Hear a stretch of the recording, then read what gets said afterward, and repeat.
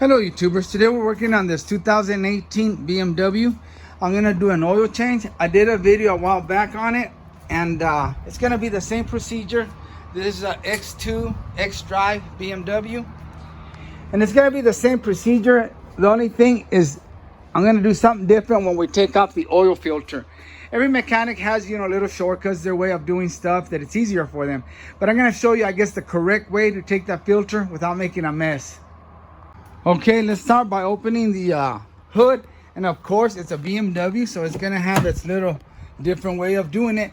You're probably gonna have to pull this lever twice. If you only pull it once, I'll show you what happens. Come out here, you think you're all ready to rock and roll. You get up here, you can't open it. You can't reach in there, it will not open. Gotta come back over here. Leave it to BMW, pull this lever again, and if you look at the hood, it kind of pops open again. Now it'll open. Now you can put your hand in here, boom, open it. I don't know if that's all Beamers or what, or just this one. Mine doesn't do it, but newer models may do that. Anyway, just show you that in case you have a hard time opening your hood. Okay, first thing I want to do is I want to open the oil cap. That way when we drain it, it'll drain out faster. And most of your oil caps will say here what kind of oil you use, but this one doesn't.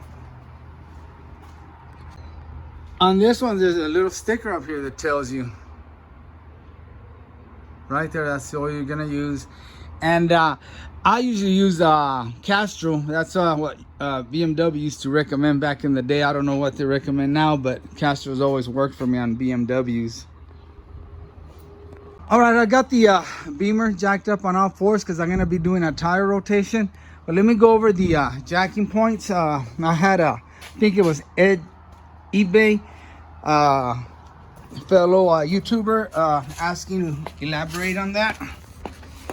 And on the Beamers, you have these little plastic pads. That's where you want to put your jack and lift it up, and your jack stands. Got 4 on each side. Same thing on the other side. And as far as lifting it up, once you know your cars, you've been working on cars, you know where to put your jack if you're not going to use those jacking points, which I use different areas, but I know where to put the jack because you want to be careful. You don't want to put it where you're going to go right through the floorboard and put a hole inside your vehicle or bent stuff down there. Let me go down there and show you some more. Because when you're working on a vehicle, sometimes if you put the jack stand on the jacking pads, they're going to be in the way depending what you're doing. So you got to find different spots where you can jack it up and maybe put the jack stands. Like right here is a good spot. This is solid, nothing's going to bend. You can put it on here. We go down here, same thing. You could probably get away doing it right here, but I'm kind of nervous. It looks kind of thin, but no, it is solid. You could probably put it right there in the middle. And back here again, that'd be a good point. It's solid right here. Just make sure it's a solid area where nothing's gonna bend, and you'll be fine. Okay, YouTubers, that area will work. It's solid. I was looking through here, and you can see it's a big, solid, thick piece of metal in there that runs across there. So yeah, that's a good jacking point. I've got it jacked up from there. As you can see, it's off the jack stands right now. It's being held just by the jack and nothing's happening. So that would be a good area to jack it up from. And when I bring it down, I'll always leave the jack somewhere in this area. So if for some reason the jack stands fail, I still have the jack as a backup. Okay, we're in the back. The back, I think it's got less areas you can use. What I used was this solid piece of, I don't know, metal, whatever. It doesn't seem like nothing's gonna break. It's on there solid, so I put my jack there and lifted it up. And I was able to put the jack stands on the pads. Let me see where else you could. People on a 2-wheel drive, they usually use the differential to lift it up. I'm not too crazy about that. Yeah, the back doesn't really have too much stuff to pick it up, so just be careful. Just make sure you look under there and make sure you don't want to put it on something like this and then bend this rod. You don't want to put it, of course, on your CV axle. But you know, just take a good look and make sure you're not gonna bend anything, you're not gonna damage anything. That's the main thing. If you got a high jack, I've used these before, these points right here. Set the jack on it and it's solid. Okay, YouTubers, and everything I tell you, it's from experience. I've jacked them up from these points and I've never had any issues. I've jacked them up from here, never had any issues. I've never done a beamer from the differential. I've done two-wheel drive pickups, cars from the differential. I'll never tell you to do something I haven't done. Okay, we're under the vehicle. And like I said, I've got the jack stand. It's not holding pressure up there. It's just there in case something was to go wrong. It's gonna be there to hold the car from crushing me. Now you're gonna have two little trap doors down here. The first one, it's better if you use a screwdriver. Let me get a screwdriver. Man, I'm going overkill with this big screwdriver. You're gonna just turn these a little bit so that flap can open. Same here with this one. Boom. Watch your eyes. A little dirt came out. And here's where you're gonna have your oil filter. See it? And this is all we're gonna be doing different. We're gonna do this little star bit bolt so we can drain it out through there. Then we'll take the whole canister out like I did last time. That's the only difference we're doing. Everything is the same. And right here is where you're gonna drain the oil, I believe. Can't remember, but nothing else could be in there, right? Yeah, there's your plug. Now I don't know what size it is. We'll figure it out when we get there. Okay, we're ready to take off that little plug, and we're gonna use one of these T55. That's gonna go right in here. Perfect. Let's unscrew it. See what mess we make. Oil changes are always messy. For me, they are. Put the pan down here. Let's see if we don't catch the camera. Boom.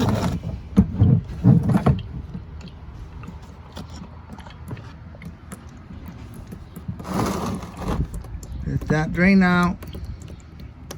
And you want to take it off real fast. You know, don't take your time or it's going to start leaking everywhere. You just take it off, boom, and drop it in the pan. You can dig it out. I used to be real bad about that. I didn't want to dig them out of the pan, so I tried to hold on to them as long as I could. I guess that'll help. It's less messier when you take off the whole container or canister. And while that's draining, you're going to need one of these bad boys. There's the size. To take out the filter. The canister. It's a low profile socket. A regular socket will not fit in there. I've tried it. So that's good enough for me. You put this plug back in and you're gonna make a little bit of a mess, of course. It's an oil change, guys.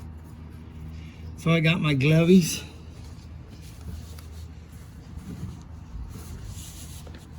And doesn't have to be super tight. It's gonna come off again. Just so you won't be leaking everywhere. Just hand tight. That feels good. All right, here's where you bust out with this low profile socket. Got my ratchet. Make sure it's in the right direction. I hate when I get in there and it's in the wrong direction. You put it on that filter and start cranking away. Okay, I think I can do the rest with my hand, and it's gonna drip, of course, but you won't have as much oil as I guess if you hadn't undid this back little plug.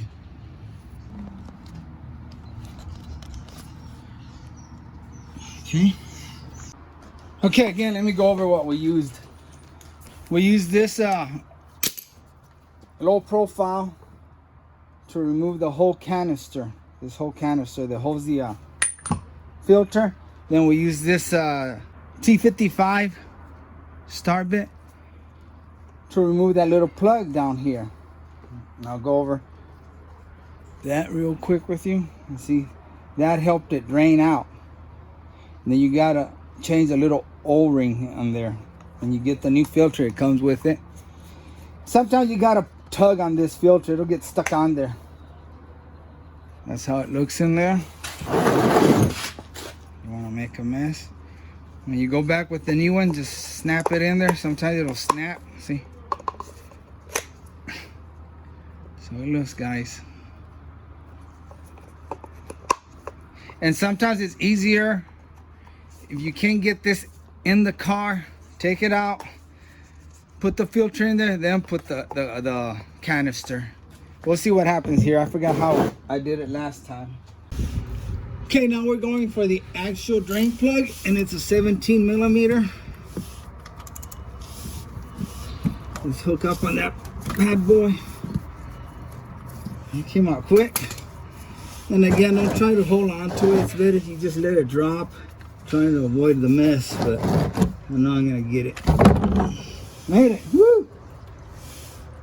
Not bad at all. And I barely made the bucket, check this out. Right on the edge. I'm living in the edge. Okay, YouTubers, this is a good idea. I took my old oil filter so I could match it up. Sometimes I'll give you the wrong one. I didn't feel like going back. Just put it in a Ziploc bag and okay, what comes with the new one is your new filter, large O-ring for this. It comes with this little new plug to put on the bottom. Usually I've seen them with just the O-ring. You replace the O-ring, but this one they give you a whole new one, I guess. And your crush washer that'll go on your drain plug. Let's change that out first. The new one in there. And take yourself a pick. And remember where that goes. People get confused. They'll put it on the wrong one. So make sure you pay attention. And it goes on the second slot here. Because if not, it'll leak.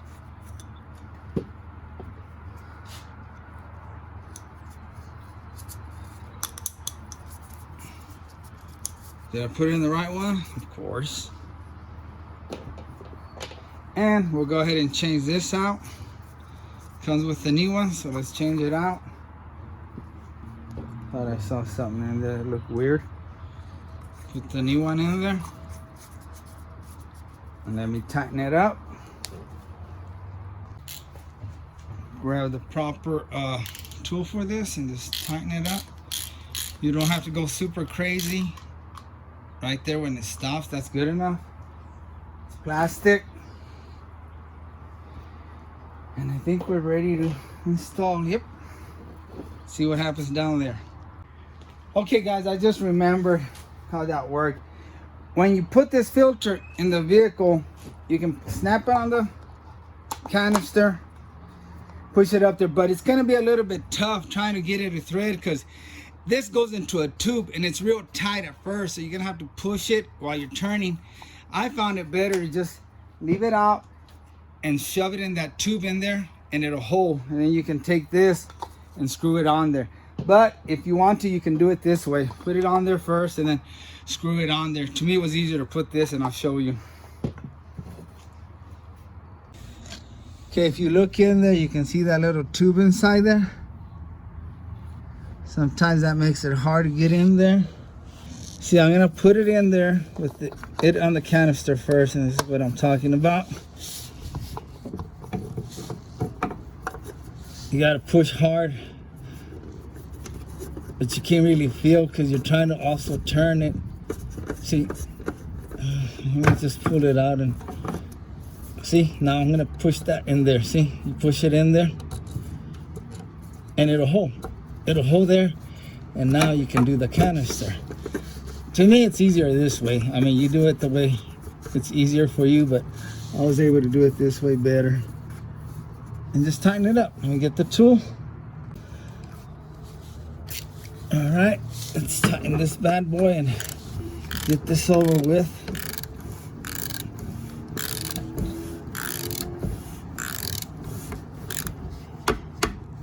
There, you don't have to go super crazy.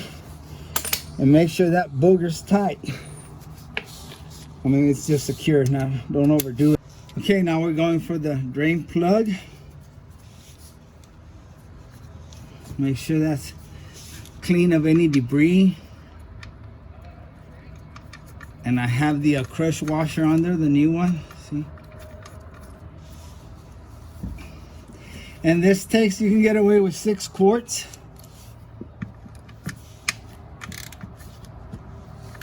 and just snug it up. Don't go too crazy on it. You can look up the specs if you want. Okay, I put 6 quarts in it. Let's turn it on. Let's take a look under. Make sure we don't have any leaks. That looks good right there. Drain plug looks good, no leaks. So now we can button this up.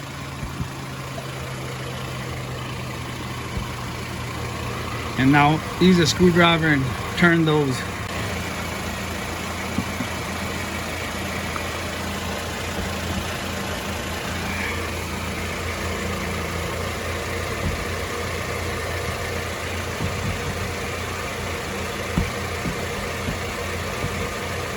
There. Okay, we're finished with it. It took 6 quarts of that oil right there. And now we're gonna reset the oil light. Okay, to reset the light, just hit the button once. Don't turn on the vehicle. Leave your foot off the brake, just where these lights all come up. Then we're gonna go here and we're gonna hold this button down right here. Let me get over here. And I don't know what appears there. Let's see. Hold it down.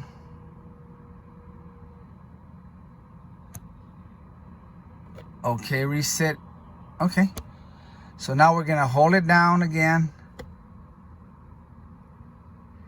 It's asking us, do we want to reset? Yes. So I'm gonna hold it down again.